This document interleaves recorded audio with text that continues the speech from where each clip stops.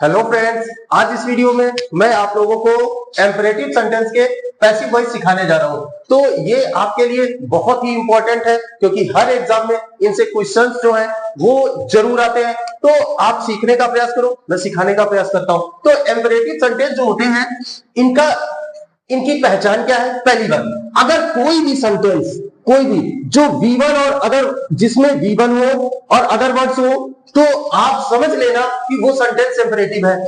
अगर किसी भी सेंटेंस में सब्जेक्ट नहीं लिखा है तो आप समझ लेना वो इंपेरेटिव सेंटेंस है। अच्छा, इनका सेंस क्या होता है? अगर किसी भी सेंटेंस से रिक्वेस्ट का भाव आ रहा है, ऑर्डर का भाव आ रहा है, एडवाइस का भाव आ रहा है, अगर यहां पर SE वाला लिखते हैं तो आप समझ जाए। तो अगर किसी भी सेंटेंस से रिक्वेस्ट है, एडवाइस है या ऑर्डर दिया जा रहा है तो आप समझ लेना कि वो सेंटेंस इंपेरेटिव है। अच्छा, तो इनके हमें सीखना है पैसिव वॉइस। तो समझिए, पहला सेंटेंस लिखा है, जैसे लिखा है ओपन द डोर। अब ये सेंटेंस क्या है? इसमें ये है हमारा V1 और ये है हमारा अदर वर्ड्स, या आप इसे ऑब्जेक्ट कह सकते हो। क्लियर? तो इसका हमें पैसिव बनाना है, वो भी इंपेरेटिव। तो आप समझिए, सबसे पहले इंपेरेटिव सेंटेंस की पैसिव वॉइस की स्टार्टिंग हम लेट से करते हैं और लेट के बाद में ऑलवेज ऑब्जेक्ट आता है। तो जो हमारा ऑब्जेक्ट है उसको हमने ऑब्जेक्टिव फॉर्म में रख दिया। क्लियर? अच्छा, इसके बाद में हम फिर क्या लगाते हैं? बी। क्योंकि जब मैंने आपको पैसिव सिखाया था तो मैंने बताया था बी की कोई फॉर्म होगी या बी होगा तो ही आपका वर्ब का थर्ड फॉर्म लगेगा, और वर्ब का थर्ड फॉर्म लगेगा तो ही पैसिव बनेगा। क्लियर? अच्छा, तो इसका पैसिव बनाते हैं तो क्या है? ओपन द डोर, तो आपने सबसे पहले लगाया लेट, और द डोर हमारा ऑब्जेक्ट है तो द डोर, और फिर क्या लगेगा? बी।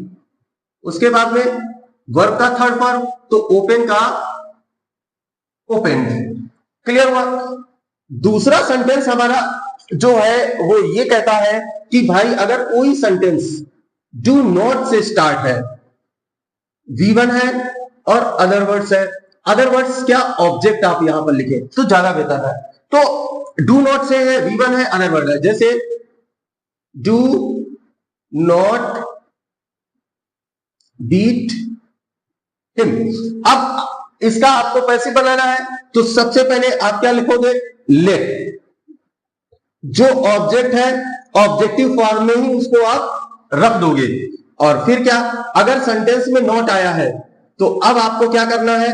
ऑब्जेक्ट के तुरंत बाद आपको नॉट लगाना है और फिर आपको बी लगाना है, और उसके बाद में ये जो वर्ब दी गई है इसको वर्ब के थर्ड फॉर्म में आपको चेंज कर देना है। क्लियर? अच्छा, तो इसका सेंटेंस बना के देखते हैं कि इसका पैसिव कैसे बनेगा। तो आपने लिखा लेट हिम, और फिर क्या लगाना है? नॉट है तो नॉट लगाया, उसके बाद में फिर बी लगाना है तो बी भी लगा दिया, अब वर्ब का थर्ड फॉर्म तो बीटन।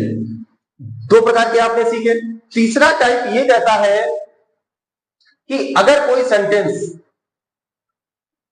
ऑलवेज या नेवर से स्टार्ट है, ऑलवेज हो या नेवर हो, और उसके साथ में V1 और फिर आपको एक ऑब्जेक्ट दिया गया हो, जैसे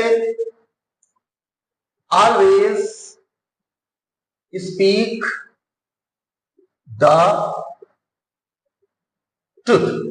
अब इसका हमें पैसिव बनाना है तो हम सबसे पहले क्या लगाएंगे? लेट, और उसके बाद में जो ऑब्जेक्ट होगा मैंने आपको बताया उसे ऑब्जेक्टिव फॉर्म में हम चेंज कर देंगे, और इसके साथ में फिर तुरंत अगर ऑलवेज है तो ऑलवेज लगेगा, नेवर है तो नेवर लगेगा।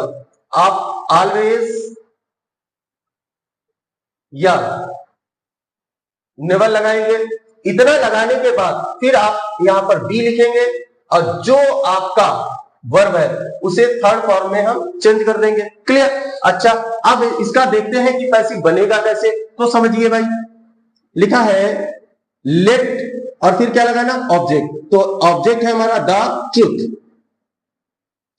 The truth. उसके साथ में फिर आपको ऑलवेज है तो ऑलवेज लगाना है, नेवर तो नेवर लगाना है। इसमें क्या है? ऑलवेज है तो हमने लगाया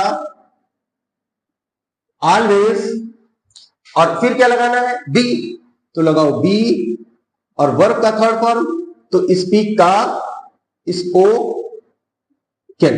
बोलो ये बात समझ में आई ना। अच्छा, हमारा चौथा टाइप का सेंटेंस ये कहता है कि अगर कोई सेंटेंस प्लीज या काइंडली से स्टार्ट है और उसके साथ में V1 या और ऑब्जेक्ट दिया गया है, जैसे प्लीज हेल्प मी, प्लीज भी है और V1 हेल्प है और ऑब्जेक्ट मी है, तो अब हमें इसका पैसिव बनाना है। तो हम क्या करते हैं, लिखते हैं सबसे पहले यू आर। अब चलो प्लीज और काइंडली से कुछ सेंटेंस हमारे रिक्वेस्ट के भी होते हैं, ऑर्डर का प्लीज में यूज नहीं करते हैं, जो अभी मैं सिखाऊंगा तब आपको बताऊंगा, समझने का प्रयास करो। यहां पे यू आर रिक्वेस्टेड आपने लगाया, यू आर ऑर्डर्ड आपने लगाया, यू आर एडवाइज्ड आपने लगाया,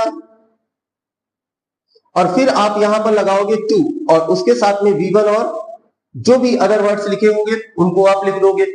प्लीज और काइंडली या तो आप किसी से रिक्वेस्ट करोगे या तो आप किसी को एडवाइस करोगे।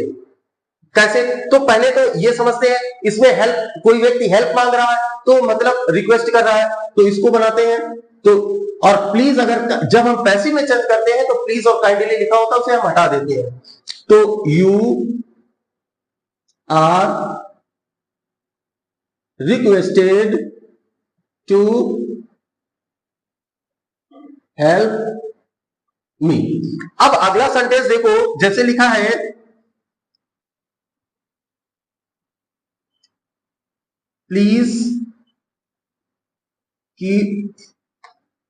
Please work hard for exams. अब कोई व्यक्ति आपसे ये कह रहा है कृपया वर्क हार्ड, मतलब कठिन परिश्रम करो पेपर्स के लिए, मतलब आपके पेपर आने वाले, तो आपको कोई कह रहा है तो इसका मतलब ये नहीं है कि वो आपसे रिक्वेस्ट कर रहा है, आपको वो एडवाइस दे रहा है, आप मानो चाहे ना मानो। तो अब ऐसी कंडीशन में आप क्या लगाओगे, एडवाइज्ड। तो यू आर एडवाइज्ड टू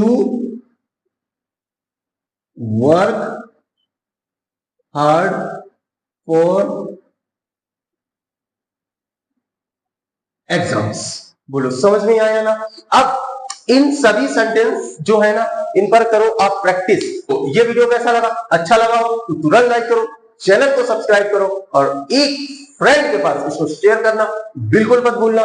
तो मिलते हैं अगले वीडियो में आप लोगों के लिए कुछ अच्छा, कुछ बेस्ट लेकर के। तो ये वीडियो देखने के लिए आप लोगों का तहे दिल से बहुत बहुत धन्यवाद।